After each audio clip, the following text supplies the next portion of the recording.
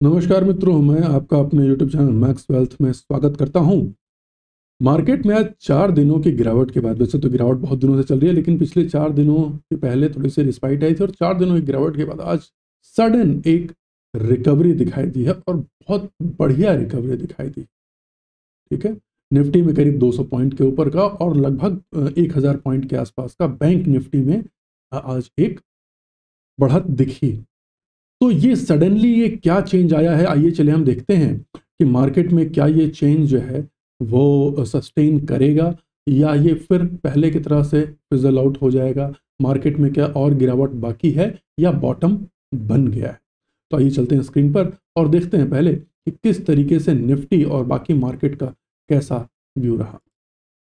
देखिए, यहाँ पर अगर हम देखते हैं निफ्टी के बारे में बात करें तो देखिए, निफ्टी जो है वो लगातार कब से 27 सितंबर के हाई के बाद से लगातार उसने काफ़ी गिरावट रही और ये देखें तो 50 डे को भी तोड़ करके ये अपने 200 डे के पास आ चुकी थी। लेकिन कल मंडे था, मंडे का फॉल बहुत ज़बरदस्त था, 300 पॉइंट की गिरावट थी और एकदम स्ट्रेट गिरावट थी। खुलते ही मार्केट तेजी से नीचे आया, पहली कैंडल एक बहुत बड़ी थी सेलिंग की और उसके बाद फिर वो मार्केट गिरता ही चला गया।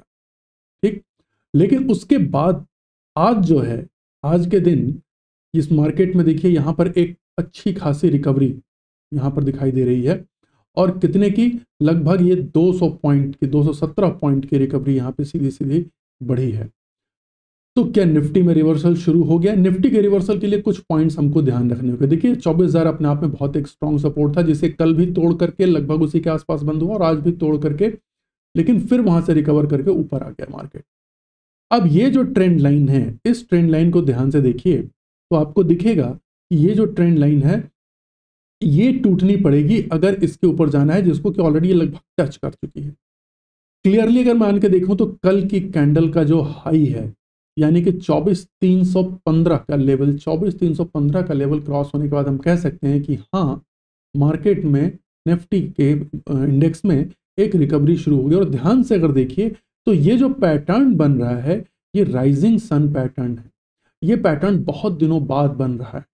ठीक है, एक बार ये सपोर्ट के आसपास यहां बना था, लेकिन ये थोड़ा वीक था, ये उतना स्ट्रांग नहीं था। आज की बॉडी लगभग पिछले दिन के रेड कैंडल की बॉडी के बराबर थी, बराबर बनी हुई है और ये एक बहुत ही अच्छा ट्रेंड रिवर्सल का साइन भी होता है।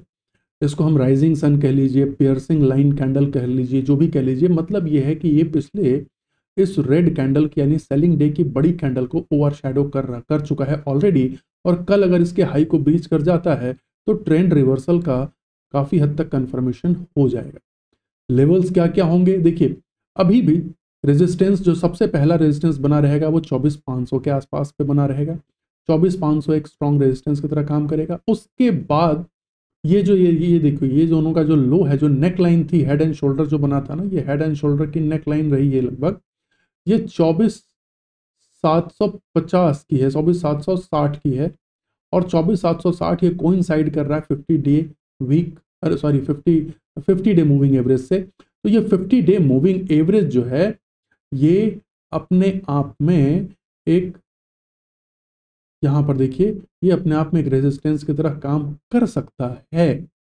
अब अगर मार्केट इसको भी आने वाले समय में तोड़ के इसके ऊपर क्लोज हो जाता है तो 24,800 जो है वो एक एरिया, यानी लगभग इस कैंडल का जो हाई है, इस कैंडल का वो ओपन यहाँ पर अगर कहें हम, तो ये 24,800 का एरिया जो है वो बड़ा इंपॉर्टेंट एरिया होगा।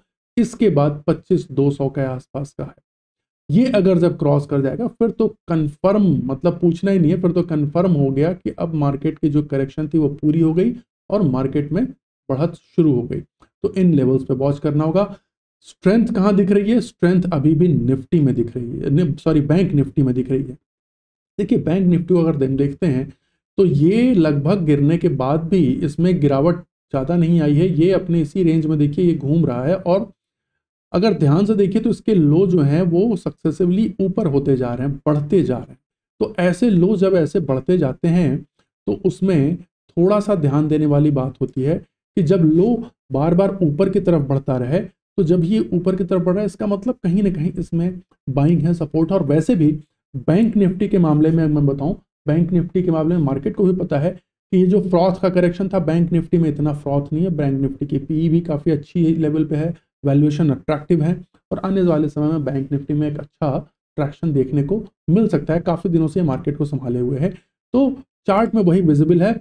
यहाँ पर देखिए इस तरीके से ये बन रहा है और यहाँ पर आज इसने बड़ी तगड़ी 4 दिनों की पूरी सेलिंग को जो है 1 मिनट एक झटके में खत्म करेगा। आप ध्यान से देखें तो यहाँ पे एन पैटर्न बन रहा है, एक एन पैटर्न बहुत स्ट्रॉन्ग बुलिश पैटर्न होता है और इस तरीके से अब आपको उसको कुछ भी मान के चलें, ट्रिपल बॉटम कर लीजिए या वॉट एवर आपको जो सूट करता है, लेकिन मुझे जहाँ तक लग रहा है कि इसमें ये वॉलिटिलिटी बनी रहेगी। 52,580 का लेवल देकर ये तोड़ देता है, ये जो है 52,580 यानी इस कैंडल का हाई, तो ये अपने आप ऑटोमेटिकली अभी भी बुलिश जोन में कह सकते हैं, लेकिन कंफर्म बुलिश जोन में आ जाएगा। इसमें से सेलिंग वाली संभावना खत्म हो जाएगी। चलिए अब बाकी का हाल देख लेते हैं थोड़ा बहुत। अपने यहां पर अगर हम देखें तो ये देखिए डॉलर इंडेक्स में थोड़ी सी गिरावट शुरू हो गई और सबसे खुशी की बात अगर कहीं से आ रही है तो थोड़ा सा पहले तो विक्स देख लेते हैं। हमारा इंडिया विक्स, इंडिया विक्स की आज खासियत देखिए, इंडिया विक्स आज 13-14% बढ़कर के लगभग 19 के आसपास गया था और ये यूएस इलेक्शन के रिजल्ट कल आने वाले हैं, जिसकी वजह से ये स्पाइक जेन्युइन था, उसी वजह से ये स्पाइक है। लेकिन उसके बाद सडनली देखिए नीचे आज लगभग 3.5% के आसपास नीचे आकर के बंद हुआ, तो ये एक बड़ी स्ट्रेंथ की बात होता है। कुछ ना कुछ डेफिनेटली मार्केट को पता है जो कि पॉजिटिव है मार्केट के लिए, वरना ये इस तरीके से फॉल नहीं करता। ठीक, अब जरा देख लेते हैं साथ में यूएसडी आईएनआर को। देखिए ये बड़ा एक इंपॉर्टेंट फैक्टर है। अगर आप देखिए तो पिछले कुछ दिनों से ये 84 क्रॉस करके बढ़ने की था और यहाँ पर लगातार साइडवेज में था। आज उसमें एक अच्छी खासी, आज लगभग एक अपने प्रीवियस ऑल टाइम हाई के पास जब पहुंचा है तो वहां से एक अच्छी खासी उसमें रिजेक्शन देखने को मिली है। ये एक साइन है कि ये फंड जो है वो इसमें आ सकती हैं, इसमें फंड्स की बाइंग, फॉरेन फंड्स का भी इनफ्लो आ सकता है यहाँ पर। और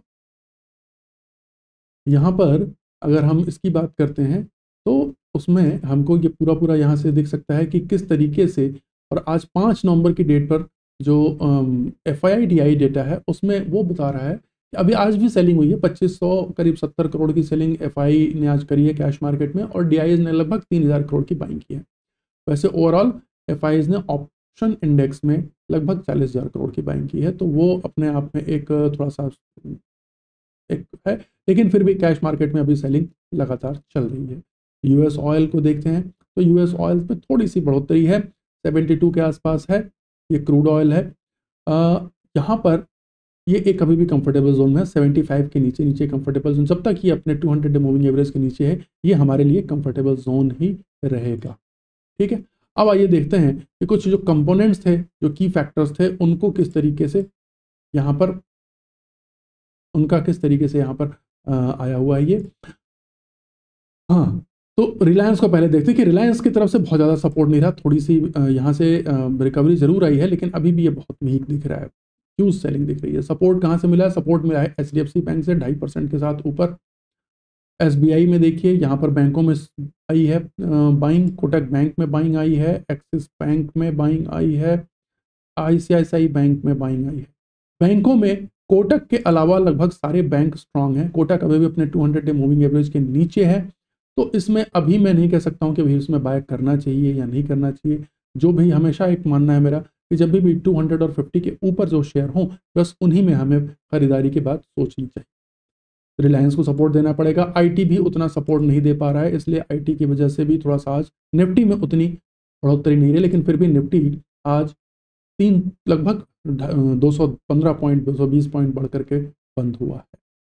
अब चलिए देखते हैं सेक्टरल इंडेक्सेस के, सेक्टर में कैसे परफॉर्म किया। तो सेक्टर्स में सबसे ज़्यादा परफॉर्मेंस अगर किसी ने दिखाई है तो वो निफ्टी मेटल इंडेक्स में है। अच्छी खासी खरीदारी निफ्टी के मेटल में दिखाई दी है। उसके बाद Nifty finance, Nifty bank, Nifty private bank और पब्लिक सेक्टर बैंक्स में अच्छी खासी बाइंग देखने को मिली है।